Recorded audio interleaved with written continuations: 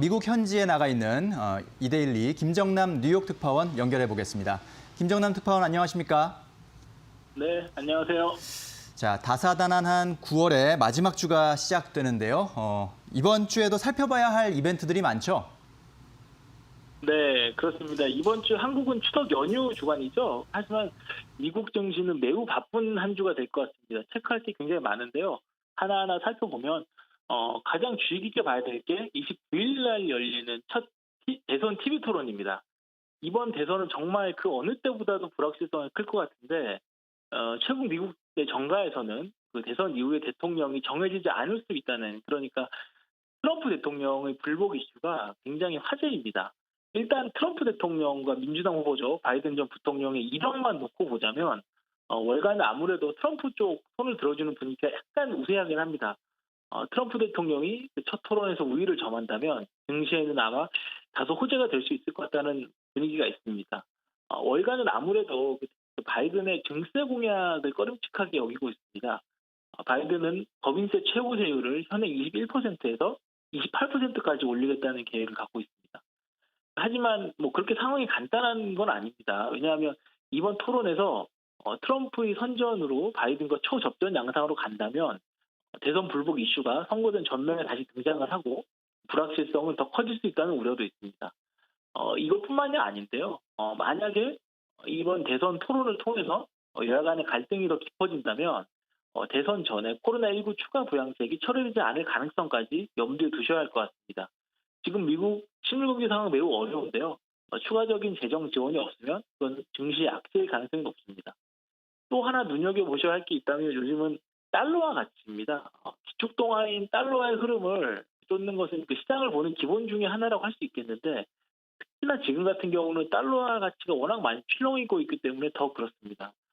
주요 6개국 통화와 비교한 달러화 가치를 지수화한 달러 인덱스라는 지표가 있는데 그게 8월 말만 해도 92 초반대까지 내려갔습니다. 그래서 당시에는 달러와 약세를 크게 걱정을 했었는데요.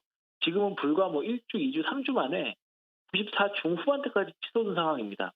코로나19 이후에 증시가 너무 오르는 거 아니냐 이런 말들이 많았는데, 그때 당시 그 이유 중에 하나로 거론됐던 게 달러와 가치가 너무 떨어졌기 때문이라는 것이었습니다.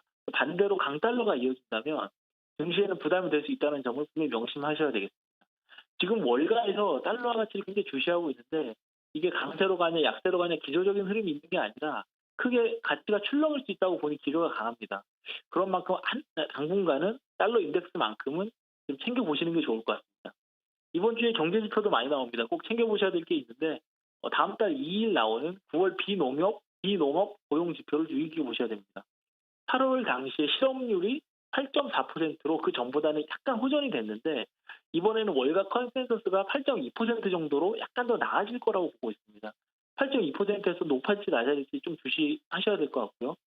29일에는 9월 소비자 신뢰지수, 1일에는 8월 개인 소비 지출 등이 나오는데 이런 주요 지표들을 통해서 미국 경제 상황들의 힌트를 찾을 수 있을 것 같습니다. 지금까지 뉴욕이었습니다. 네, 잘 들었습니다. 자, 이번 주 미국 대선 첫 TV 토론이 진행이 되고요. 또 달러화 가치의 변동성, 또 주요 경제 지표들 발표들 주의 깊게 살펴보시는 것이 좋겠습니다. 자, 이런 상황에서 우리는 오늘 장 어떻게 대응하면 좋을지 전문가의 조언을 들어보도록 하겠습니다. 유진투자증권 명동지점 김영재 부장 전화 연결돼 있습니다.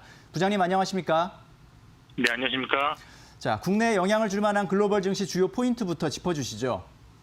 네, 지난 금요일 글로벌 증시는 기존 재료들이 크게 변한 것이 없었지만 전반적으로 혼조세 마감했습니다. 먼저 유럽 주요 증시는 코로나19 제약선 속에 봉쇄 정책이 강화 중인 가운데 특별히 부각되는 재료가 없어서 전일 크게 하락한 영국 증시만 소폭 상승하고 다른 증시는 하락 마감했습니다.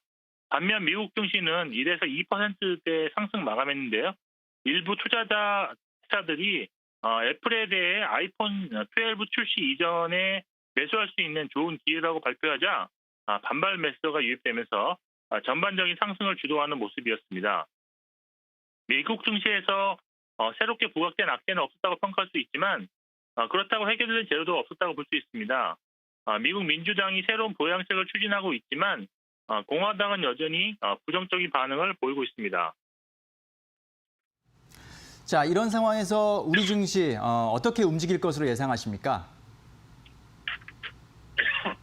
네, 오늘 국내 증시 방향성을 예측해 본다면 미국 증시 상승 영향으로 상승 출발할 것으로 예상되지만 죄송합니다.